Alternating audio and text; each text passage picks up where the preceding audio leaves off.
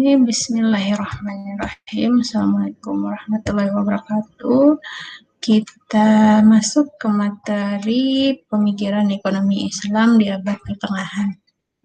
Nah, kemarin kita sudah membahas mengenai pemikiran ekonomi Islam pada masa Rasulullah SAW, kemudian juga pada Khulafaur Rasyidin atau 4 sahabat Nabi Muhammad. Nah, di sini yang pertama kita masuk ke Abu Hanifah. Abu Hanifah ini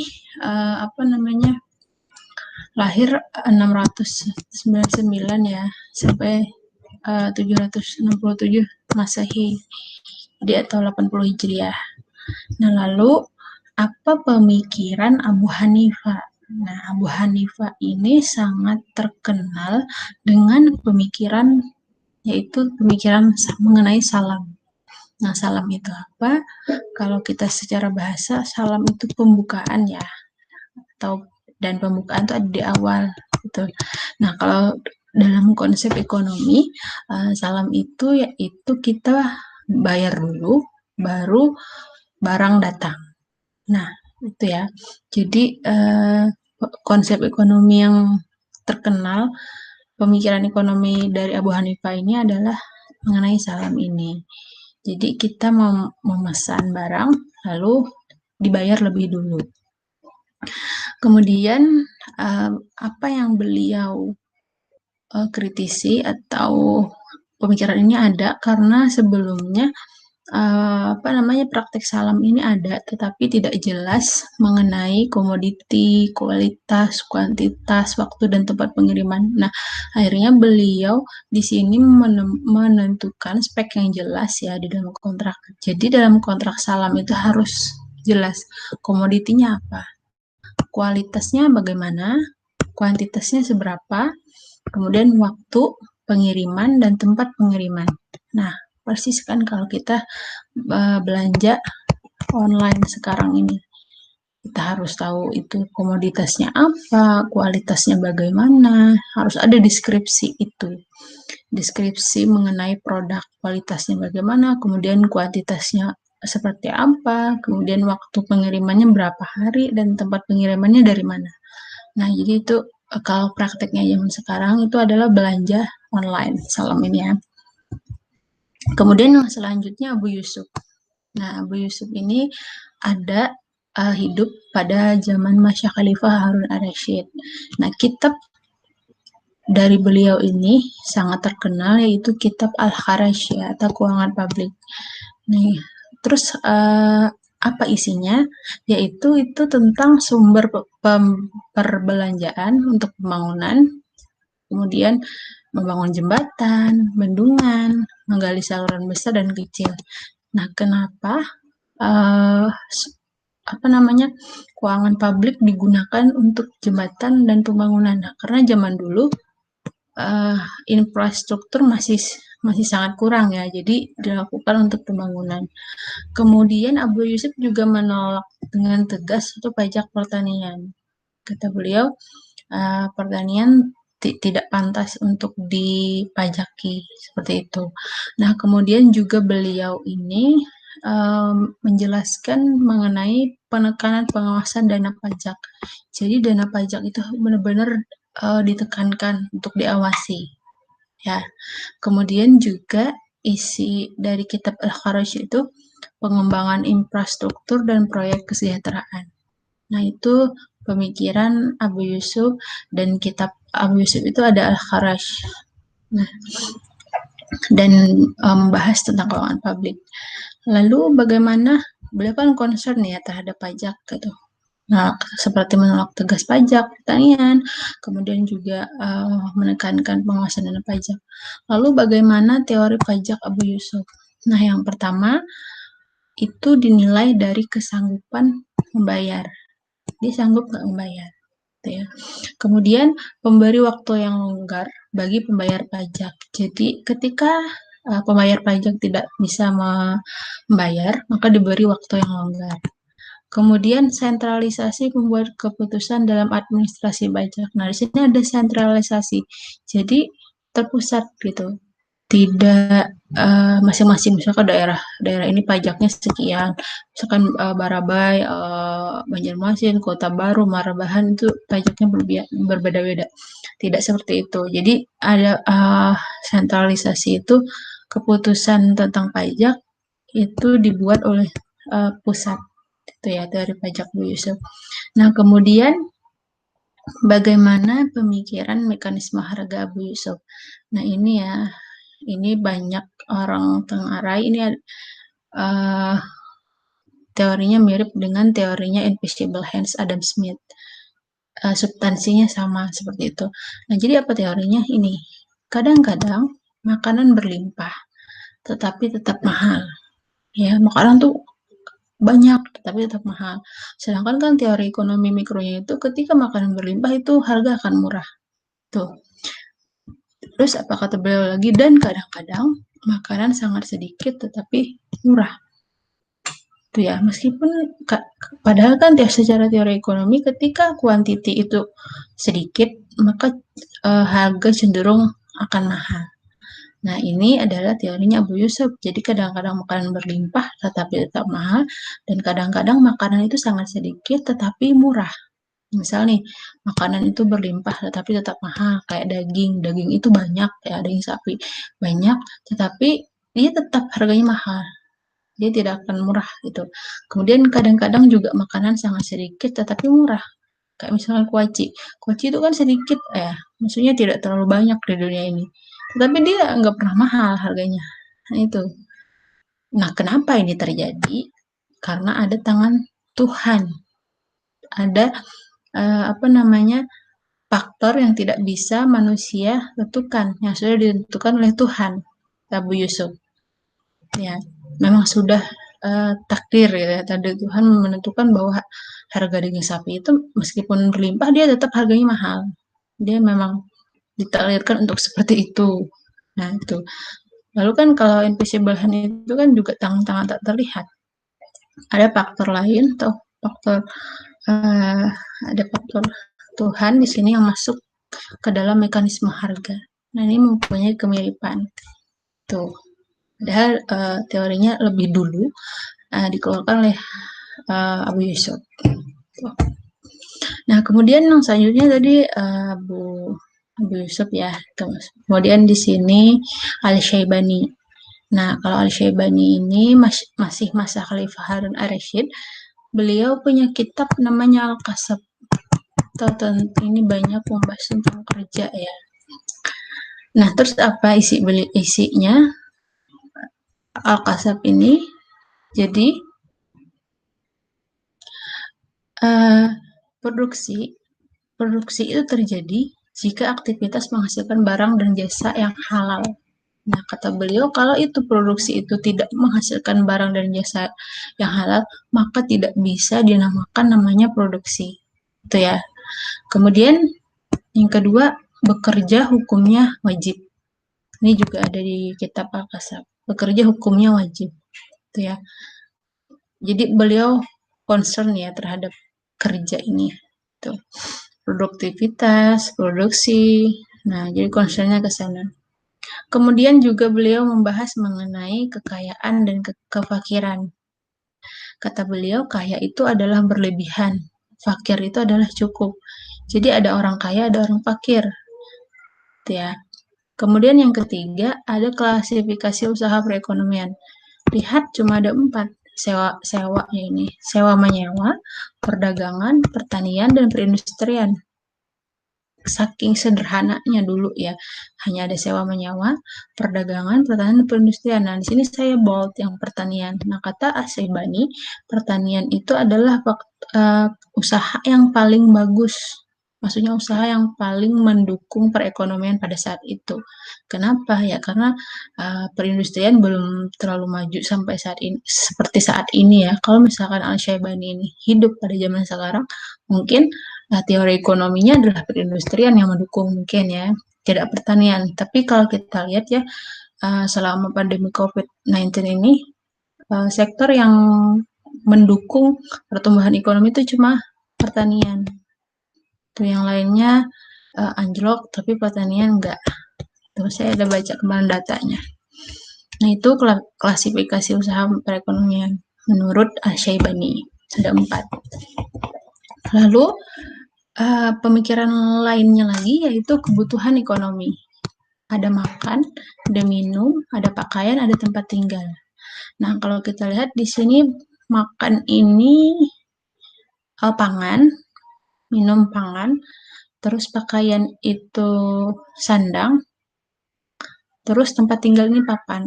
Nah, ini cikal bakal kebutuhan ekonomi ada sandang,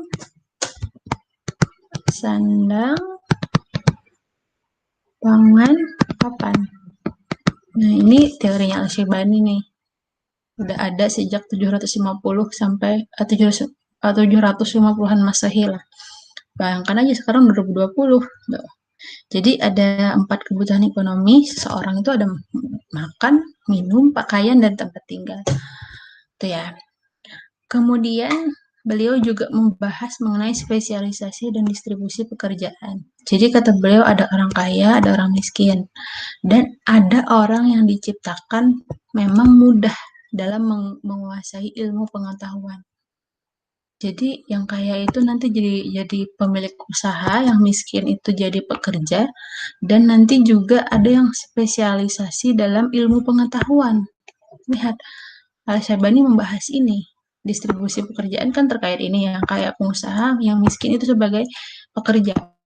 Kemudian yang spesialisasi itu adalah orang, memang manusia itu diciptakan ada yang tidak mudah dan ada yang mudah untuk menguasai ilmu pengetahuan, kata Syaibani. Nah, kata Syaibani lagi, cenderung orang yang mempunyai ilmu pengetahuan itu akan lebih kaya. Nah, gitu ya. Berujung kaya dengan ilmu pengetahuan itu sangat bisa, kata Syaibani gitu. Nah, lalu selanjutnya Abu Ubaid, pemikiran Abu Ubaid masih ini ya, masih pada masa Khalifah Harun ar-Rasyid. Abu Ubaid ini kitabnya Al-Amwal ya, harta. Nah, lalu Al-Amwal ini beliau punya filosofi ya, hukum dari sisi ekonomi. Nah, kata beliau yang pertama keadilan. Jadi keadilan sangat penting pada sisi ekonomi itu. Kenapa? Karena tidak hanya dihukum gitu, bahkan pada sisi ekonomi juga harus ada keadilan, gitu ya. Nah, kemudian beliau apalagi yang beliau bahas bahwa kepentingan individu itu harus lebih kecil daripada kepentingan publik, yang artinya harus mementingkan kepentingan publik, gitu ya. Kemudian pada masa Abu Ubaid juga mengeluarkan sebuah teori zakat tabungan dan zakat komoditas. Kalau yang Masya Khalifah kan masih belum ya, masih ada zakat peternakan. Tetapi kalau di sini sudah ada zakat tabungan karena orang-orang sudah mulai menabung. Jadi zakat tabungan dikiaskan dengan menyimpan harta gitu ya. Dan ini adalah 85 gram emas nisabnya. Kemudian zakat komoditas ini juga zakat komoditas pertanian, perkebunan, dan sebagainya. Ini sudah ada pada masa Abu Ubaid. Kemudian selanjutnya itu uang negara untuk publik, bukan untuk individu. Nah, jadi uang negara itu khusus untuk publik. Kalau pada masa Khalifah kan ada uang negara itu ditentukan untuk Khalifah gitu. Tetapi kalau kata Abu Ubaid, uang negara itu khusus untuk publik. Gitu. Kemudian yang selanjutnya itu kebijakan pajak bagi non-muslim. Nah, kalau kita membahas yang kemarin, berarti kebijakan pajak bagi non-muslim ini user ya. Saya lupa nih jadinya. Kalau muslim ada bayar zakat, terus non-muslim itu juga bayar pajak bagi non-muslim agar dia keamanannya terjamin, hidup di situ, dan juga untuk melakukan aktivitas ekonomi. Tuh. Kemudian beliau juga membahas mengenai diskriminasi dan favoritisme dalam pajak. Nah, di sini maksudnya uh, apa namanya? Tidak boleh ya ada diskriminasi dalam perpajakan atau yang difavoritkan, semuanya wajib membayar pajak itu sendiri. Nah, kemudian mengenai beliau juga membahas mengenai dikotomi Baduy sama urban. Kalau Baduy itu kan suku asli, kalau urban itu adalah orang yang suka berurbanisasi itu. Nah, PAI itu adalah harta rampasan perang. Jadi harta rampasan ini dibagi untuk kaum urban juga kaum Baduy. Ini Baduy ya.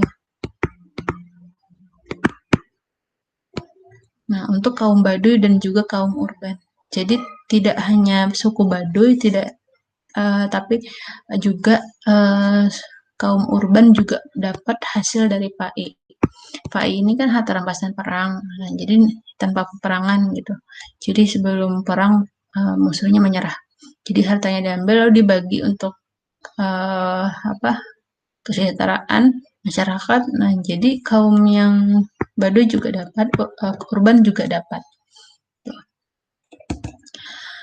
Kemudian, nah ini terkait tanah gurun dan harim. Jadi, kepemilikan dalam konteks kebijakan perbaikan pertanian. Abu Ubaid ini membahas mengenai ikta tanah gurun. Nah, kalau ikta itu apa sih? Ikta itu tanah yang tidak bertuan, tanah gurun kan tidak bertuan, lalu dibagi ke masyarakat. Nah, itu contoh pada masa sekarang. Misalkan ada tanah di Hulu Sungai Tengah itu kan ada tanah kemarin yang tidak bertuan, akhirnya dibagi ke masyarakat, cuma bayar 20.000 dapat 1 hektar apa ya. Kemudian sertifikatnya juga sudah jadi pas ketika Presiden Jokowi itu membagi sertifikat tanah. Nah, jadi semua tanahnya itu dibagi ke masyarakat, siapa yang mau. Tapi meskipun 20.000 ya, kemarin juga banyak yang nggak mau. Nah, ini itu namanya ikta ya, ikta tanah tak bertuan kemarin di Hulu Sungai itu. Nah, kalau ini ikta tanah gurun. Jadi tanah gurun itu bisa dimanfaatkan, boleh dimanfaatkan oleh siapapun. Kemudian harim sumber air. Nah, di tanah gurun tadi ada namanya sumber air ya, air di sini. Nah, masyarakat boleh memanfaatkan ini, boleh memiliki ini, tetapi tidak untuk harimnya, karena sumber air itu untuk seluruh masyarakat. Jadi dia tidak bisa memiliki sumber air sama seperti sekarang ya, di Indonesia maksudnya. Kita tidak bisa memiliki sumber air karena kan air untuk dalam undang-undang itu untuk kesejahteraan masyarakat. Kalaupun memanfaatkan air itu adalah biayanya, misalkan biaya pengemasan dan lain sebagainya, distribusi itu yang diuangkan, bukan airnya. Tuh. Kita lanjut. Abu Ubaid juga membahas mengenai pertimbangan kebutuhan. Kata beliau gini, yang kaya terkena zakat, yang menengah tidak kena, yang penerima zakat itu yang kaum miskin.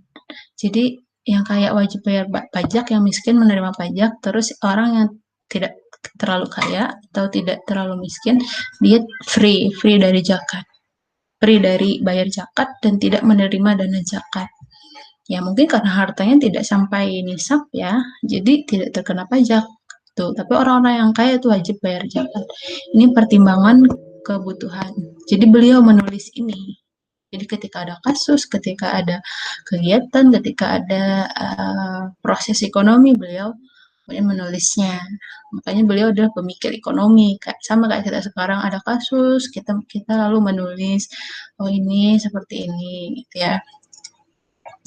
Kemudian juga Abu Ubaid itu menjelaskan mengenai fungsi uang. Nah, dulu masih simpel karena tidak terlalu rumit ya kegiatan ekonominya. Nah, jadi hanya ada 2 fungsi uang. Yang pertama itu standar nilai pertukaran, yang kedua media pertukaran. Tuh. Jadi kalau sekarang kan sudah ada untuk apa alat menyimpan kekayaan uang itu. Nah, kalau dulu untuk standarnya distandarkan supaya tidak barter. Kemudian misalkan ini harga apa namanya? Ini kalau galon gitu di distandarkan ke uang itu berapa harganya. kalau disamakan dengan uang. Kalau ini media pertukaran ya memang buat jual beli gitu ya. Nah, habis materi kita yang masa abad pertengahan tapi yang masih di awal-awal, yang artinya masih berada pada masa Khalifah setelah Rasulullah dan Khalifah.